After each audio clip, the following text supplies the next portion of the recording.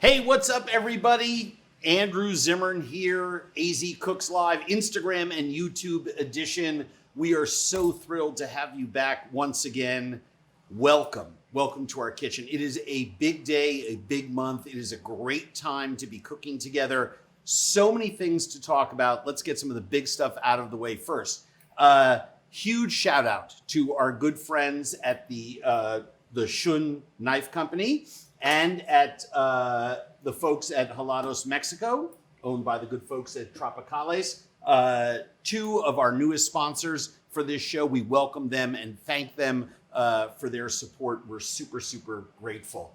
Other thing, we are still practicing some culinary literacy this week, as well as trying to organize our eating around sustainability. It's a great way to move forward in all areas of your life. When you think about sustainability, there's economic sustainability, environmental sustainability.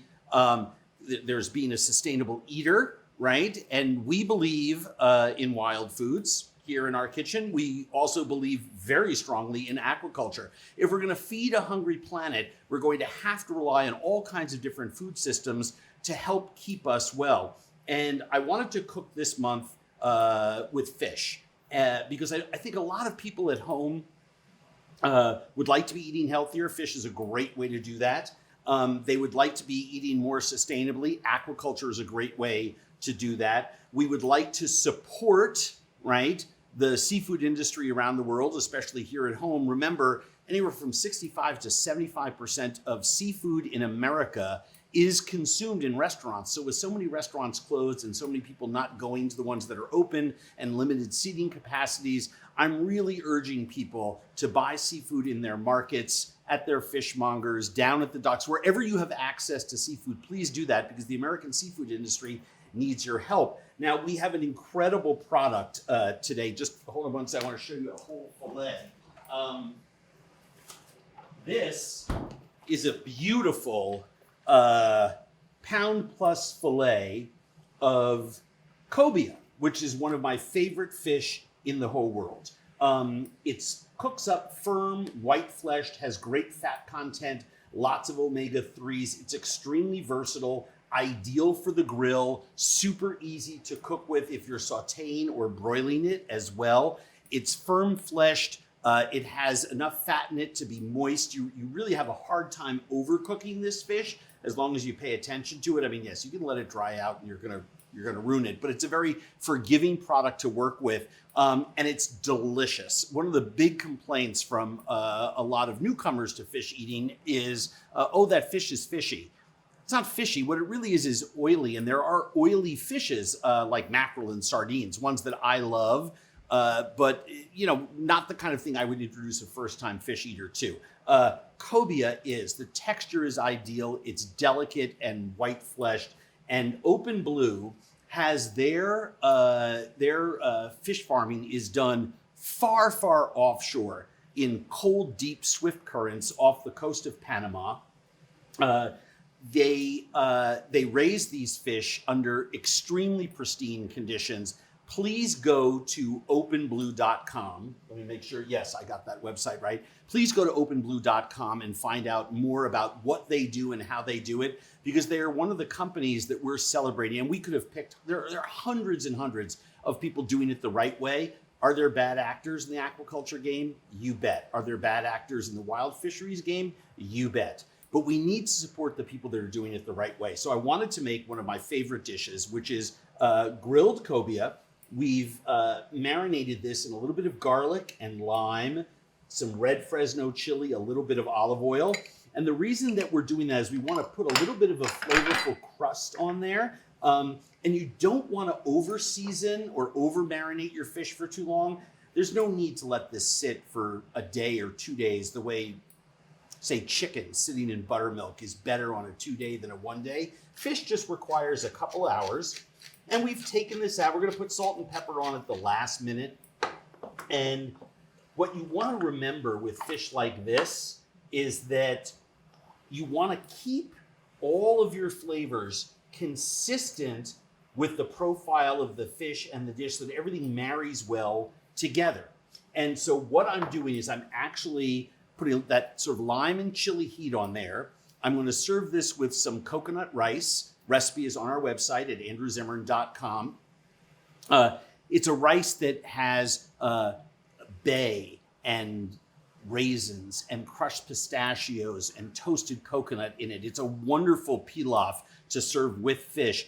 And we're serving a very salty, sweet sauce with that I want to get started right away. So I've preheated my pan a little bit. I've got some soy sauce. I've got some rum. I'm using a beautiful Nicaraguan rum from Flor de Caña. I've got a piece of cinnamon to go in there, some star anise buds, a healthy amount here of freshly crushed black pepper. Black pepper and coconut has a tremendous affinity for each other. I've got some coconut milk that's going to go in there. And then what gives us some sweetness and a little bit of extra texture is I've got some Coco Lopez. Now, yes, Coco Lopez is that canned sweetened coconut product that people know from making pina coladas and other types of drinks. And one of the things that I find is kind of interesting about Coco Lopez is that I was trying to work on recipes and a friend of mine suggested this one. They had found I tweaked it a little bit, but it's a great way to get rid of Coco Lopez. You make a couple drinks on the weekend and we're headed into Memorial Day, so this is a great dish. You can, if you can't get your hands on Open Blue's COBIA between now and when you're grilling fish this weekend, you can do it with any other firm-fleshed fish. But oftentimes when you're making those tropical drinks, you have a little bit of that can of Coco Lopez left over. Freeze it and then just defrost it and use it for the sauce that we're making today. I'm going to bring that to a simmer and let that reduce slowly its sauce consistency. It's only going to take about, 15, 20 minutes. So it's super, super easy to do. In fact, you can start your sauce after you've started your rice, which is over here in this pot. We'll get to that later on when we plate the fish. So it's a super fast, easy meal. Pair this with a really nice salad, maybe some heart of palm, with some end of season tomatoes, maybe a grilled vegetable salad of some kind. And I'm just basting the fish right now in our olive oil, lime, garlic, and chili, because we're gonna go and we're gonna place this fish on our grill. Now, come on back. I know that most people don't have a small ceramic Japanese grill in their house. I love mine, but that's because I have a hood in my kitchen, right? So I can grill something small without lighting a big fire outside. But by all means, fire up the Weber, get out the Traeger grill, the Tuscan grill. Some people just have an iron grill that they can put into the fireplace and burn a fire. Make sure you're not cooking over anything that's still green. Make sure you have a nice coal bed for that. If you want to use cooking spray, by all means, go ahead and do that. You get a little bit of smoke that comes out of there, but it's a great way to prevent your fish from sticking. And then with these cobia fillets, just lay them on to your cooking surface. And these are rather small fillets. They're about, 6 ounces a piece, something like that. So they're going to cook, 3-4 minutes aside, and then we're going to let them rest for a minute or two. Everyone is always obsessed with resting their beef or their chicken or their cakes and other baked goods, right? You rest your banana bread when it comes out of the oven, right? And people don't rest fish enough. It's the same principle, right? Let the thermal momentum carry through those last couple minutes of cooking. That way you're not going to overcook your fish on the grill, and then while it rests, it overcooks some more. So we're just going to let that sit. We're cooking over tan charcoal, which is the Thai version of Bincho tan. It's a compressed charcoal that burns super, super clean, high heat, low smoke. We don't need a lot of it. We talked about that last week when we were grilling. It's what I use in these small little ceramic tabletop grills, which, by the way, if you have a hood, an absolute must, especially here in Minnesota, because sometimes there's like 5 feet of snow outside my house. I can't even make my way to the grill, and it's so cold outside, but you still want some grilled food. This is a great way to do it. So we're gonna just let that sit there. I'm not even gonna attempt to flip it for another 3 or 4 minutes. We're just gonna let that sit there, develop a nice grilled crust on one side before we turn it onto the other. Now I will tell you, the other great thing about cobia, it's one of my favorite fish to eat in the whole world. And one of those reasons is its cooking versatility, right? So you can braise it, you can steam it, you can roast it, broil it, you can pan sear it, grill it. I think I said that already. You can also use it raw, right? It's a wonderful, wonderful fish to make a donburi bowl, slice it and put it over rice. If you happen to want to have a sushi party or something, by all means, go ahead and use it. It's absolutely a delicious, delicious fish to be eaten raw. That being said, I'm going to cook this fish, as the French say, just au point, just to the point of being done, right? So it's still going to have a moist, glistening interior, but I'm not going to have any rawness to it, just cooked all the way through. Because I want it to stand up in its raw form. It's got a much milder taste than it does in its cooked form. Still has a mild taste cooked, moist and flaky, white fleshed, but it has a little bit more of its flavor when it's cooked all the way through. And I need that to stand up to a very strong tasting rice pilaf, and of course this really, really yummy glaze that we're gonna make. And I just wanna raise the temperature on this just a notch so we get some nice reduction there, because I want that to finish the next couple of minutes while the fish is resting.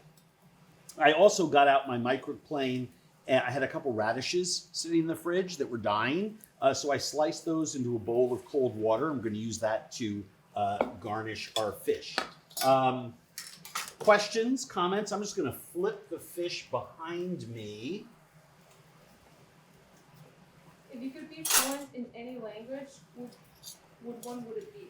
If I could be fluent in any language, what would it be? Well, I studied French as a young man in school, and if I spend enough, when I do spend time in France, I can hear it and understand it well. Reading it, I'm okay. Speaking it, I have to be in practice and doing it. So I guess the easy answer is more French, but I love the idea of learning a completely new language. Japanese or Chinese, I think, excite me very much. What's the name of the grill you're using? Let me check and I will tell you. I will even tell you the brand. I will look it up on my phone when we have a second. They're not very expensive.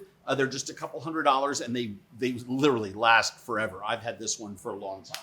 So someone says, my son would like to know what you liked to cook as a kid. What I liked to cook as a kid? Oh my gosh. I started out, right, just like any other kid, baking cookies with grandma, helping out family dinners, right? So I would help in the garden with my mom, and then we would make ratatouille and gazpacho and all the things that we, homemade pickles, jams, jellies, all the stuff that was coming out of our garden. I really learned more about it as a parent, right? My son is almost 16 and eats everything and anything, extremely curious about food, really into healthy eating and taking care of himself. And the reason is we did a couple things when he was young. Noah did not come with an instruction manual. I want to stress that. But we were really insistent that we just made one meal for dinner. That was it. He had a choice to eat it or not eat it. We didn't let him start to, dictate to us what was being eaten. But we found that there were some little tricks that we could use to get him more involved in eating. So if Noah helped shop, right? So if we were making a salad and we held up a red pepper and a yellow pepper at the market and said, do you want red or yellow pepper in your salad? And he pointed. And then we said, do you want the red lettuce or the green lettuce in your salad? And he'd point. I'm talking about when he was little. He'd eat the salad because he felt ownership over it. If we were making a dish like this one and I came, who didn't turn off their phone? That would be me. My apologies. Yes, my ringer is the theme to the Rockford Files. If I was making this sauce with him, I would have him pour the ingredients in and turn on the stove and stir it. And I'd make up a question like, do you think it's time to take that sauce off the stove, because the more I involved him in the things that we were doing in the kitchen, the more I let him stir something, the more I let him have ownership of it. Even if he was doing homework when he was 10, 11 years old, and I'd call him into the kitchen, I'd say, do you think the broccoli is done? It increases the chances that he's going to eat more of it, right? So give your kids suggestions. Let them make some choices for you. I didn't tell him, Noah, what do you want for dinner? Because the answer is always going to be pizza. But when he was 7 or 8, I would say, do you want chicken or salmon? And he would have to pick one. And then we make that. And the more that you do that, the better an eater your child is going to become. Just one parent's opinion. What's the best spice for the fish? Well, again, this is just I want the flavor of the COBIA to come out, so I'm just accenting it. A little salt and pepper right before we grilled it. I've marinated it for about an hour or two with olive oil, lime, garlic, and a little bit of minced red Fresno chili. That's it. Just to help build a flavorful crust on the outside of it. And you can see over here, actually, come back over here. We still have about 3 minutes to go on this, but you can see the garlic and the chili that's on the outside there. You're gonna taste that when you eat it, and it's gonna be a perfect accent for this fish. As a matter of fact,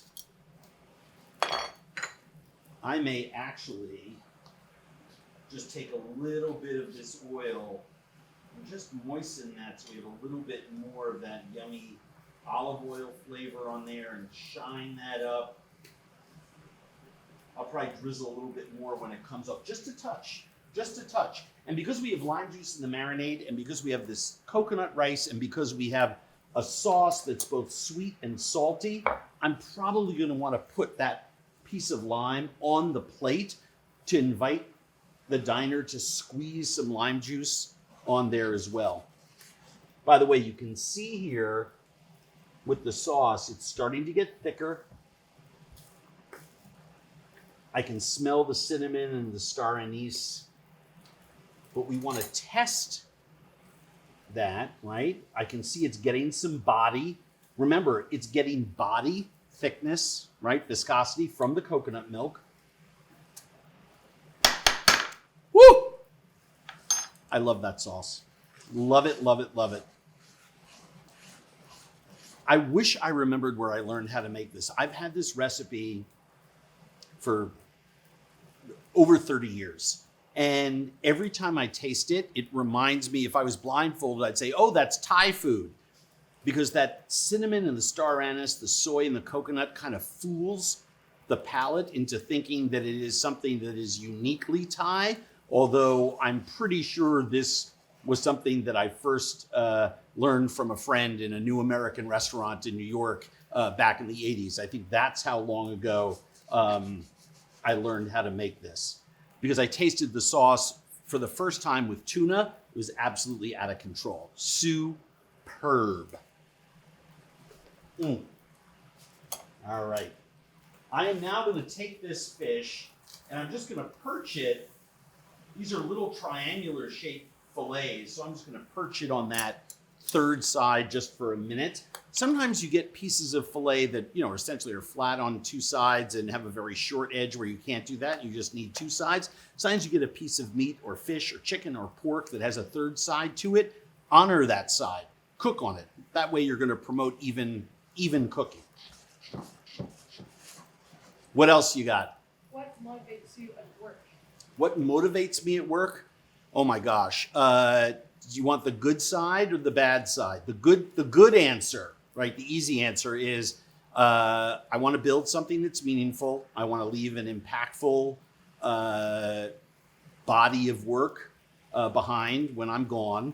I don't want to make TV shows that are fluffy. I want them to be meaningful. Even the entertaining ones all have a point to them. Same with my books. It's why I wanted to write a children's book, because I want to put something out there in the universe for young people. I want to take care of my son. I want to take care of the people who work with me, my colleagues, right? Because they're starting their careers or in the middle of their careers, and we're trying to build something together that's meaningful. And then there's the deeper, kind of more vulnerable thing, which is, as a recovering addict and alcoholic, I threw away 10 years of my life before I sobered up. And I have a constant tape in my head, may not be the healthiest tape in the world, that is always telling me that I have to make up for lost time. And I feel like I blew a decade, and that weight on me constantly pushes me to do more. Hold on one second.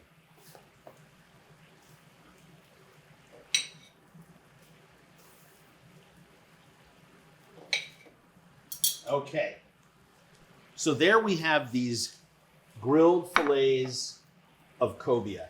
And you can see that those little spaces of fat between the muscles have started to open up. That's a good sign that you're done or almost done, if you happen to have a piece that does that from the belly. I can see here with my sauce, I'm just going to let that rest for 3 or 4 minutes. Come closer here. It's hard to see with the foam, with the steam. But you see the bubbles are getting bigger and they're staying for longer. In other words, if this was water and you're boiling, the bubbles disappear instantly with water because water has so little viscosity, right? The more body, and for anyone who's made caramel, you know this, or thick tomato sauce where it's bubbly, right? It pops. It's got such a thick bubble. When you start to see bubbles hold their shape, and when you hear that more pronounced bubble noise, right? Because you can use your ears when you're cooking too, right?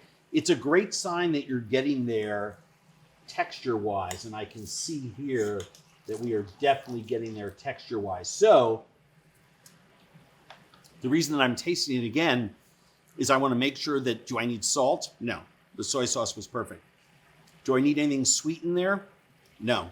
Between the rum, the coconut milk, and the Coco Lopez, I have just enough sweetness. And I have that faint star anise and cinnamon flavor in there, and that pop from the black pepper. This only has about another minute to go. All right. Yeah, question? Have you created any new recipes during the pandemic? Have I? Oh my God, tons of them. As a matter of fact, we just made one last week with with Ideal Fish's Bronzino. If you haven't seen, go on andrewzimmern.com. Sometimes we dig recipes out of the vault, but sometimes we work on something, or I tootle on something at home for a day or two before I bring it into the kitchen and we make it for you guys. I'm going to turn off this fish. That sauce. I'm going to turn off the fan. You saw me fluffing the rice. I want to make sure to take the bay leaf out so that nobody gets the bay leaf. Don't want to do that. And here you can see, this is the rice that we're working with the pistachios and the raisins, and that sort of sandy look to it is all of that grated coconut. We did not use sweetened coconut, right? We just used raw grated coconut that we toasted first. And you can be completely dorky about this if you want.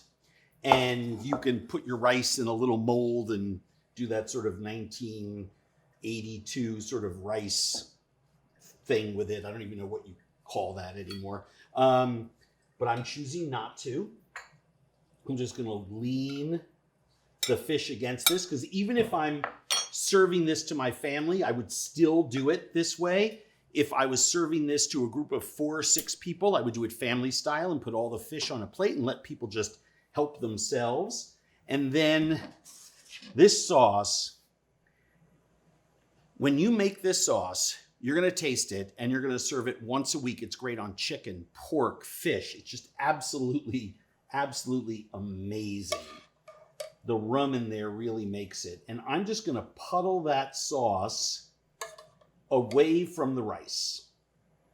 Because if I puddled it all the way around, it would just distract and the rice would soak it all up. And it's a strong sauce, so I don't want to put too much of it in there.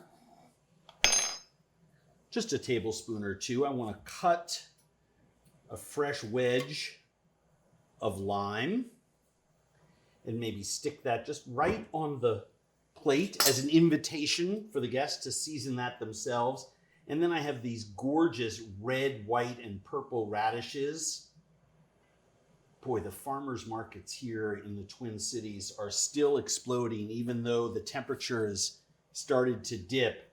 And I just blot those on a paper toweling. And it's just a wonderful piece of texture there. And I love the flavor of radish so much, especially with seafood.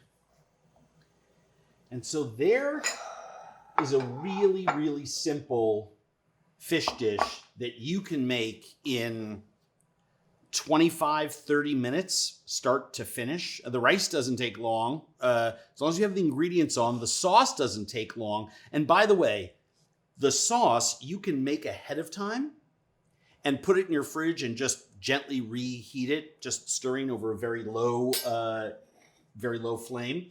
I want to show you, look at how firm the fish is. You can actually slice it with this knife, and you can see here all of that flakiness and all of that moistness. It is just perfectly cooked, still moist in the middle. Oh my God. What a great product. And that is, as someone who's eaten wild cobia for years, indistinguishable from the wild and done the right way. From start to finish, Open Blue takes their responsibility to the environment, to the economy, to the fish industry very, very seriously. Oh. Super mild, has that firm texture with a large grain. It's got the same overall mouthfeel as swordfish, but doesn't have that granular flavor. Swordfish has a very, very fine texture. It eats more like tuna in a sense. I'm just gonna eat this entire thing. We have another question? Is there a reason why you soaked your radishes? Yes. Once I sliced my radishes, I put them in a little cold water to keep them looking fresh. If you just slice them and you put them out onto a plate or something, they're going to just start to dry up almost instantaneously and they'll look gross. You're saying if you can send some of what you cooked through the spring so I can try it. Absolutely. I would encourage you, we talk about this all the time, and no joke, please try to cook these recipes yourself. Do I think that tonight there's people out there who are going to, go out and hunt this fish down and get all the ingredients? Well, maybe in California where it's a little earlier. I don't hold that false hope. But I do know there are people out there who are going to try that rice recipe. Then they're going to try that fish recipe. Please ask at your market for Open Blue Cobia. It's a wonderful product. It does a good thing in the world. And I know that you can go to the market tomorrow and get the ingredients for this incredible sauce that marries up so well with fish, chicken, pork. You're going to love it. You can put this all together. Go to andrewzimmern.com and grab the recipe. I promise you that you will not be disappointed. It's really, really, really cool.